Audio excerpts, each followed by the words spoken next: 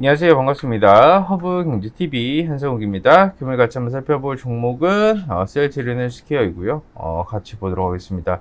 조주분들께 너무 고생 많으셨다라는 말씀을 드리면서 시작하도록 할게요. 시장이 너무 안 좋죠. 시장이 너무 안 좋고 보시면 오늘 코스닥이 마이너스 거의 뭐 2.6까지 빠졌고 코스닥 150이 마이너스 4%까지 빠지는 모습을 보여줬어요. 그러니까 막 에코프로, 이천지 이런 애들은 엄청나게 많이 빠지고 있고 셀트리온 그룹주들도 오늘 뭐 올라가주다가 너무나도 강한 대한민국 시장의 하락폭에 의해서 올라가주지 못하고 윗꼬리를 달아주고 있는 모습입니다. 그러면 오늘 시장 얘기를 좀 해볼까요? 시장의 수급 상황은 어떤지에 대해서도 말씀드리고, 대한민국 주식시장이 왜 빠지고 있는지에 대한 설명을 제가 좀 드리도록 할게요. 도움이 많이 되실 겁니다. 그리고 우리 셀트리온 헬스케어 주주분들, 저희가 직장인 매매반 무료 체험을 지금 이번 주부터 시작을 할 예정입니다. 일가 투자의 균형을 맞춰서 여러분들이 수익을 내실 수 있을 만한 방법을 현재 진행을 해 오고 있고 결과물로 보여드리고 있습니다. 직장인이라고 하셔서 바쁘시다고 매매 못하는 거는 이게 말이 안 되잖아요. 그렇죠? 하루에 2분은 투자를 하셔야 됩니다. 유튜브 보시면 댓글에 저희 카카오톡 채널 링크가 있고 누르신 다음 무료 종목 신청 누르시고 다음 셀트리온 헬스케어 보고 왔습니다까지만 남겨주시면 되니까 일과 균형을 잡은 직장인 매매반 무료 체험 꼭 받아보시기 바라도록 하겠습니다. 자, 그러면 마저 볼 건데, 일단은 오늘 이 셀트리온 그룹주의 움직임 자체가 의미가 없으니까 시장 얘기를 좀 해보도록 할게요. 엄청 빠지죠. 그리고 미선물은 근데 올라가네. 그리고 중국 증시 빠져요, 안 빠져요? 별로 안 빠져요. 마이너스 0.74%. 일본 증시 강보합이에요. 홍콩 증시 괜찮아요. 예?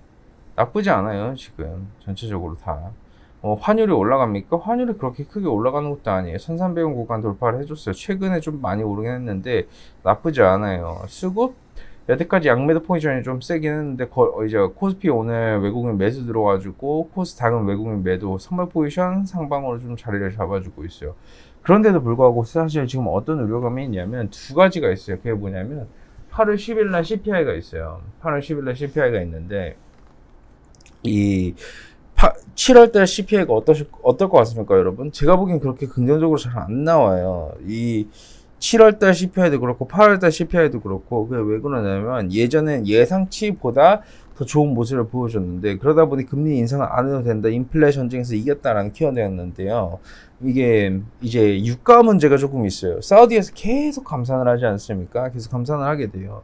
이 유가라는 거는 애초에 CPI에 직접적으로 여파를 줄 수 있을 만한 키워드예요. 근데 유가가 이렇게 올라간다? 기본적으로 CPI가 그렇게 잘 나오기가 어렵고요, 구조적으로.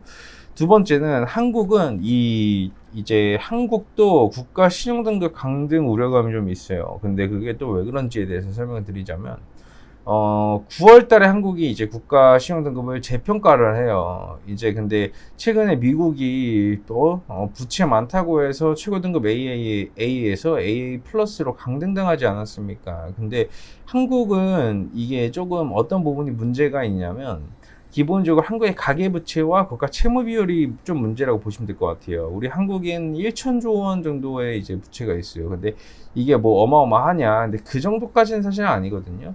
근데 이제 국가 채무 규모가 2017년도 대비해서 한 62% 정도 이제 늘어난 상황이라고 보시면 될 것 같아요. 코로나의 추경을 사실 좀 많이 하지 않았습니까? 그리고 이제 수출 기업군들, 특히 반도체 쪽 영업이 줄어들다 보니까 이게 좀 영향을 좀 많이 끼쳤어요. 그리고 이제 제일 큰 문제가 뭐냐면 한국은 가계대출이에요. 근데 이 가계대출에 대해서 말씀드리자면 한국이 102%예요. 총 GDP 대비해서. 근데 미국이 73%고 일본이 65%, 중국이 63%예요. 이 주요 메인 국가들 대비해 가지고도 가계대출 비율이 30-40%가 높다라는 거예요. 근데 이건 좀 뭐하고 직결돼요? 가계대출이 많아지면 어떤 게 생깁니까? 소비 심리가 위축이 됩니다. 소비를 하지 않으면 어떻게 되죠? 경기 침체가 오는 거예요. 왜? 소비를 안 하니까 돈이 돌질 않잖아요. 딱 그 구조로 지금 가지고 있다라고 보시면 될 것 같아요. 대한민국은 가계대출이 GDP 대비해서 평균 기업군들보다 훨씬 더 높아요. 평균 국가들보다 30%나 더 높아요. 그러다 보니 이런 소비심리 위축도 좀 이루어질 수 있다는 점도 이제 열어놔야 되는 부분이고, 국가 채무 규모가 17년도 대비해가지고 지금 62%나 늘어났다라는 부분에 대해서도 조금 확실한 우려감이 있다라고 보시면 될 것 같습니다. 그렇기 때문에 우리 주주분들께서도 일단은 시장의 우려감은 한 그 정도 두 가지가 있다는 점을 꼭 명심해 주시면 될 것 같습니다. 사실 이 국가 채무에 대해서 얘기를 하자면 GDP 대비해서 일정 비율까지는 괜찮기는 해요, 실제로. 그리고 이제 전 세계가 일본어가 되어 가고 있기는 합니다. 왜냐하면 이제 문제가 생기잖아요. 국가에 문제가 생기면 돈을 찍어서 받겠다라는 게 이 전 세계 시장의 트렌드예요. 왜냐하면 이제 돈을 찍어서 경기를 부양을 시키겠다라는 양적 완화라는 키워드 자체가 좀 인식이 좀 자리가 잡혀지고 있고, GDP 대비해서 250%까지도 찍어내는 경우가 좀 많습니다. 근데 그거는 구조적으로 좀 많이 다르기도 해요. 이렇게 방어를 해주는 국가들은 대부분 뭐 기축통화를 가지고 있는 그런 국가들 있지 않습니까? 뭐 일본, 중국, 미국의 케이스이기 때문에 한국에는 그렇게 크게 조금 긍정적으로 보기는 어려움이 있고요. 이런 부분에 대한 뭐 재정 악화 이런 키워드가 지금 시장에 좀 반영이 되고 있지 않나 싶습니다. 근데 이게 뭔가 드라마틱한 타격을 주고 드라마틱한 이런 영향을 준다라고 해석을 하시기보다는 이런 이슈로 인해서 시장이 흔들려 주는구나 정도까지 이해를 해주시면 될 것 같습니다. 좋습니다. 주주분들 수고들 많으셨고요.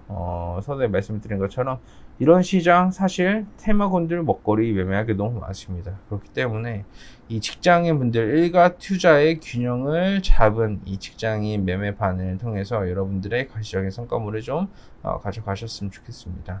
저희가 본업에도 충실하실 수 있으시게끔 주식은 여유롭게 장전 매수, 매도 신호 전부 다 드리고 있으니 많은 혜택들 다 가져가시고요. 유튜브 보시면 댓글에 저희 카카오톡 채널 링크 있고 누르시고 무료 정보 신청 누르시고 그 다음 셀트리온을 지켜보고 왔습니다까지만 남겨주시면 될 것 같습니다. 수고들 많으셨습니다. 제가 내일 또 인사드리도록 하겠습니다. 감사합니다.